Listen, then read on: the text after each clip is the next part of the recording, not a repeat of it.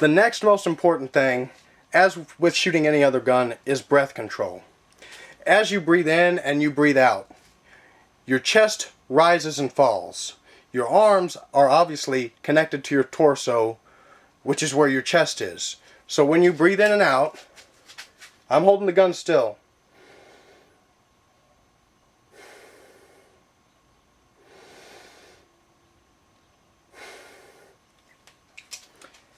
As you breathe in and out, the gun rises and falls naturally. It happens. There's nothing you can do about it. It is a product of the physiology, the anatomy, whatever you want to call it, of the human body. The best thing you can do is learn to work around it. What I encourage people to do is I tell them, take a deep breath in when you bring the pistol up, or excuse me, the gun up, because this applies to all guns, not just pistols. Take a deep breath in. Slowly exhale. And as you exhale, slowly squeeze the trigger. Because if you jerk the trigger, again, an over-dramatization, but if you jerk the trigger, it jerks the gun off target. You want the gun going off to almost be a surprise. You want to be able to pull the trigger and not necessarily know when it's coming. It has to be smooth. And after you practice and practice and practice, then you can get those quick shots down without getting off target. Another major important thing is using the correct ammunition. This is a .45. That doesn't mean you can use any .45 caliber ammunition. There's .450 Marlin, which is a rifle caliber.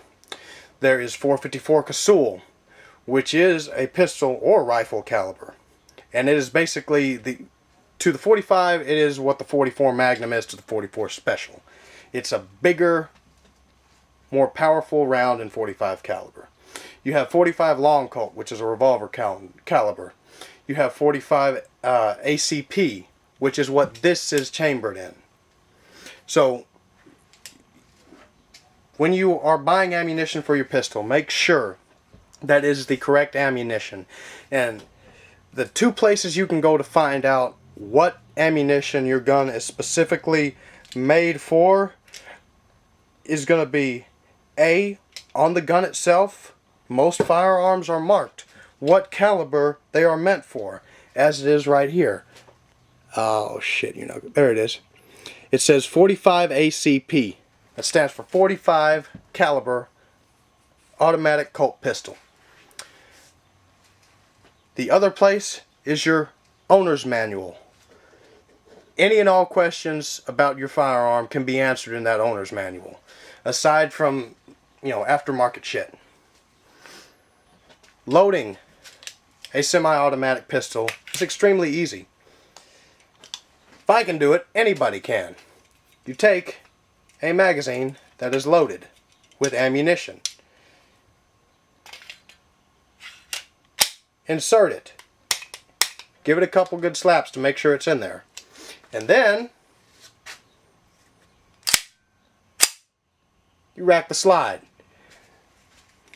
Now you're locked, cocked, and ready to rock. This gun again is completely empty. There is nothing in the magazine. There is nothing in the chamber. I can let this slide forward, pull the trigger, nothing's going to happen. But for all intents and purposes, that's how you load it. Load the magazine full of ammunition, put the magazine in the grip of the gun, rack the slide, you're ready to go. Now, to unload it, almost every single pistol out there on the market, almost every single semi-auto pistol on the market, locks back when the magazine is empty. So, when this thing is empty, that's what you see.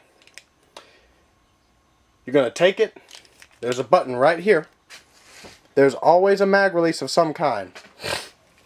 And it is usually And that's the key word. It is usually somewhere around in here, in this general area, or in this general area. And on a lot of guns, they're ambidextrous, which means you can get it from either side. You push that button, and the magazine falls out freely. And then you double check and make sure there's nothing in the chamber, and you're good to go. Your gun's unloaded.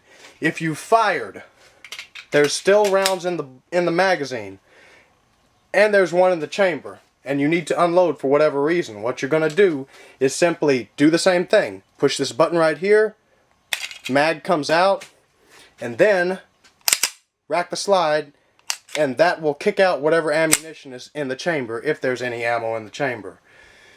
Rack it again, hold it, either hold it manually or put the slide lock, or engage the slide lock, and check, visually check, to make sure there is nothing in the chamber. Like such.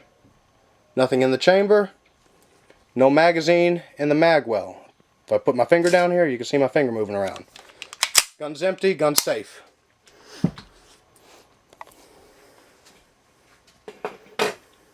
And probably the most important thing you can do as far as how to use your pistol is practice with it. Get familiar with the way it works. Get familiar with all of the little torques and features and whatnot it has. If it has a decocking lever, which the purpose of that is so you can go from fully cocked, ready to rock, to hammer down without pulling the trigger, without having to unload, without having to do all that other stuff. If it has a decocking lever, practice with it. If it has, safeties on it, practice with it. 1911s have 3 safeties that I can think of offhand.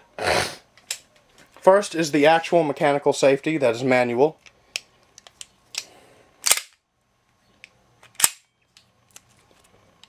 Push it up, it's on safe. Push it down, it's on fire. Up is safe, down is fire. Most pistols have that designed for a safety. The second safety feature on a 1911 is the grip safety. This gun, if I take this gun off safety and I have my hand like this and I try to pull the trigger, nothing happens. But if I put my finger like that and then try to pull the trigger, that is a big reason why 1911s are so popular. You have to grip the gun properly in order for you to be able to fire it.